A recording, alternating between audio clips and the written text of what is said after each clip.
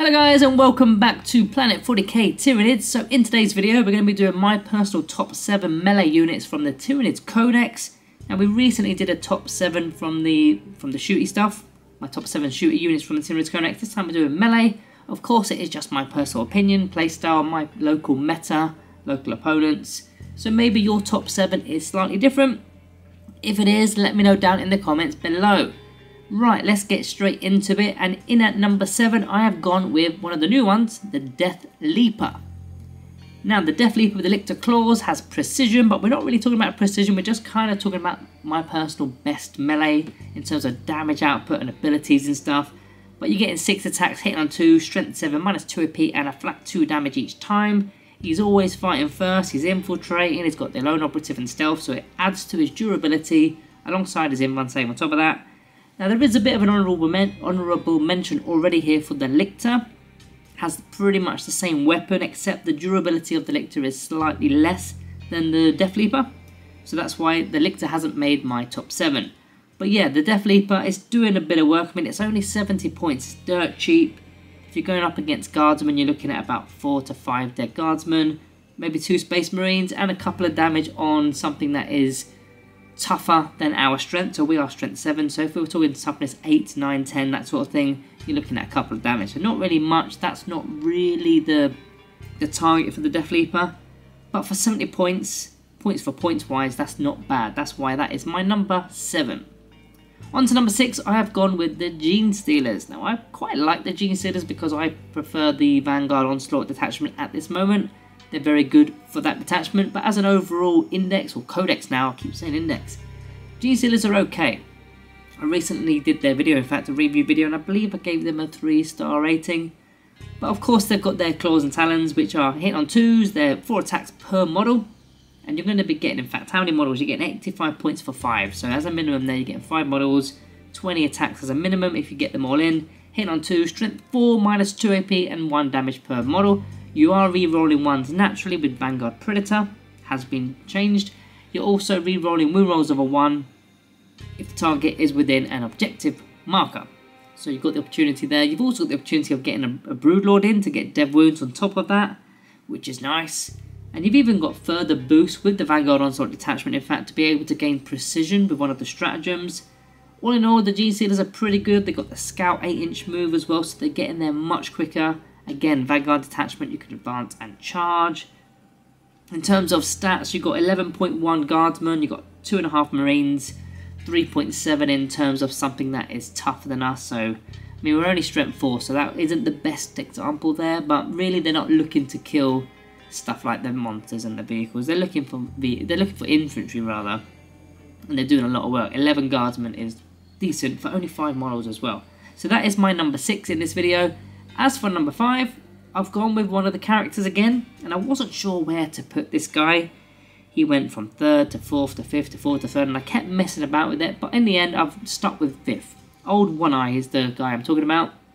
He's the Haruspex leader with his one eye. Now he is obviously very durable, toughness 9, 2+ armor. He's got the feel no pain save, he can regenerate wounds in the command phase. He's got 9 wounds, we said that already. But yeah, he's pretty much a decent battering ram, especially if you've got a Haruspex unit as well within it. Well, he'll be within the unit, of course, because they'll get to reroll hit rolls. Now, his ability only works when he's actually leading the unit, so if you run him solo, he won't be rerolling hit rolls. But the likelihood is, if you are taking a One Eye, you're taking Haruspex. But his melee weapons are good because there's 2 profiles, which is quite rare. We've got it on the zone throats at range. This guy has got it in melee. You've got the strike profile, only 6 attacks, but the strength 14 and the d6 plus 1 damage. Good anti-tank, anti-monster weapon there. Or you can swap it out on the spot and go for the sweep profile with 12 attacks, strength 6, minus 1 AP, 1 damage, which is all you really need, really, against infantry. As for the kill stats, well, 7.4 in terms of percentages, or decimals rather, against Guardsmen, 7.4. 3.6 or 3.7 depending on what weapon profile you use for Space Marines, so they're pretty much identical there as an average, and 13.3 damage on something that is tougher than his strength, which is, well, strength 14. And something that is quite tough, the monsters and vehicles, 13.3 damage. It's record stuff, but it's D6 plus 1, so it is a little bit janky. That's why I put him down to number 5. In at number 4, I've gone with the Von Ryan's Leapers, another new unit for this edition. These guys have got all the abilities. They're fighting first, they've got infiltrators, they've got stealth, very similar to the Dealthleaper in fact, of all those kind of stuff. But they are a unit and not a character. 6 attacks per model, so you've got 3 of them, or 6 of them, but probably 3.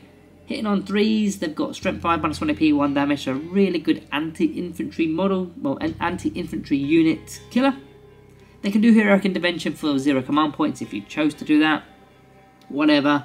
But stat-wise, in terms of kill stats, you've got 6.7 guardsmen, nearly 2 space marines, and a couple of damage on a vehicle, which isn't their target. But the reason I've bumped them to 4th is because of those abilities. Fighting first is a really good ability because even though their damage stats is slightly less than some others that are well, in this list, because they're fighting first, they're removing models before they get to swing. So therefore we're losing less models for our next round, if you like. So it's kind of good in that aspect. I know they're not the most durable, but it does add a bit more durability when you are fighting first, just for that reason alone. But yeah, they are my number 4.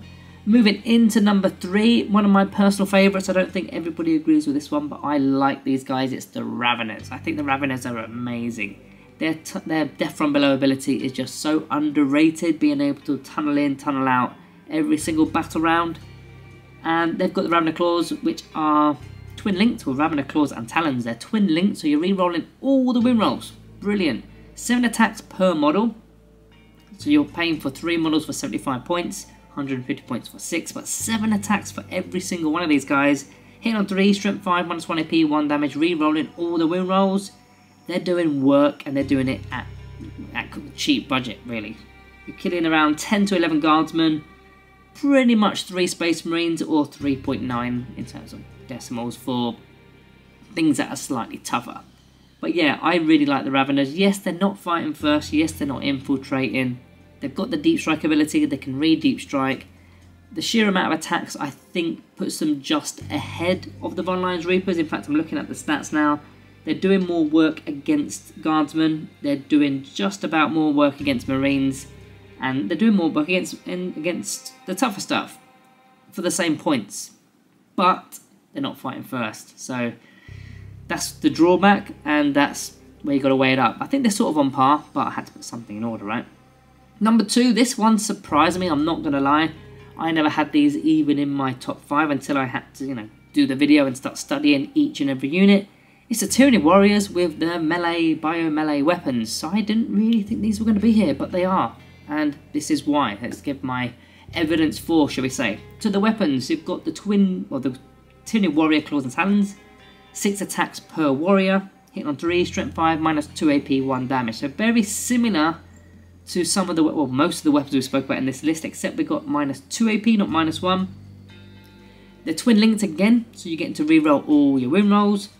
They've got Synapse, which I know it's not talking about Synapse, but it's just a little bonus to talk about. But they've got the Adaptive Instincts ability. So in the fight phase, you get to select one of these following options. Either you're re-rolling your hit rolls over 1, or you're going to re-roll your saving throws over 1. If you are fighting first, if you've made the charge, then I would definitely be re-rolling my hit rolls over 1. Because when you're hitting on 3s, re-rolling 1s, and then you're re-rolling everything to wound, that's doing a lot of damage. It's doing a lot of damage. If you're removing models, they're less likely to be hitting you back as hard, so you don't need to even be making the saving throws. However, if you are not fighting first, if you've been charged, I'd definitely put it on the saving throws just to keep them up, because you do want to fight back in the end. Statistics wise, 12.4 guardsmen. That's beating pretty much everything. I'm just having a look. That is probably the best out of everything in this list in terms of anti-infantry, I believe. The Genestealers were close. As far as Space Marines go, they've got an average of 4.1, which is the second best.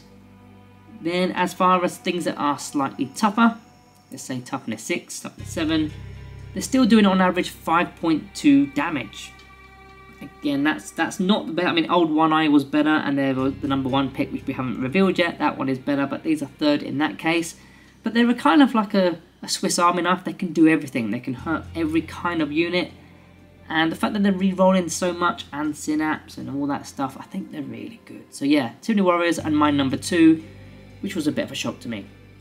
In at number 1, I've gone with one of the monsters, and it's the Haruspex. Haruspex is an absolute animal this edition, and it's kind of because of the points. 135 points is ridiculously cheap for what this thing is. It's got, well, let's look at the stats first. Toughness 11, 3 up armor, 14 wounds. It's throwing out Battle Shock with its Grizzly Spectacle ability, but as for the actual damage output, you've got 2 different weapons. In fact, it's not, you don't choose which profile. It's just 2 separate weapons that you use both with. Use both of them. The Ravenous Maw, 14 attacks, hitting on 3, strength 7, -1 AP, and a flat 2 damage. Nasty. Then the Shoveling Claws, which are extra attacks, 4 attacks there, but the strength 14, -2 AP, D6 plus 1 damage. So when you are looking at the death stats, 8.7 Guardsmen, 4.5 Marines, 8.4 tougher stuff. I put a little, well, on my notes I put a little asterisk because the strength 14, that's the weapon you'll use against the tougher stuff, so they're not really going to be tougher. Maybe you're wounded on 3s with that stat. I can't remember what I did off the top of my head, but it's hurting everything. Now the only drawback to a Haruspex is if you charge a unit of Guardsmen, for example, then the Shoveling Claws attacks are just extra attacks really. The damage, or the strength and damage, doesn't really apply because they're just toughness 3 models with 1 wound and really crap armor save, so it doesn't really matter. And vice versa, if you're going up against a big monster with, I don't know, monolith, maybe a vehicle, yes, the strength 14 will be really good, but then the strength 7 Ravenous Claw attacks, you're still wounded on 6s, so you're kind of not getting the right targets all the time. But because of the sheer amount of attacks that this thing has, it's just doing work. And let's go back to what I said at the very start of this part, 135 points, absolute steal. So guys, that is my top 7 melee units from the Tyranids Codex. If you've got a different 7 or just a different order, put it down in the comments below. If I've missed any, maybe I have, put them down in the comments below as well. I'm sure I will. There's always something going on. Again, it's just my playstyle, guys. Just my experiences. I can't really do any more than that. I am just a Tyranid player like you. But yeah, guys, drop a sub on your exits. Thank you all for watching, and I'll see you in the next one.